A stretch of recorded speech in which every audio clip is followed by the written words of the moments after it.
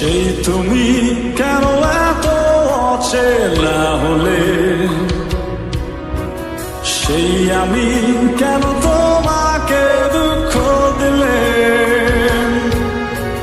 কেমন করে এত অচেনা হলে তুমি, কিভাবে এত বদলে গেছি এই আমি। ও বুকেরই সব কষ্ট হাতে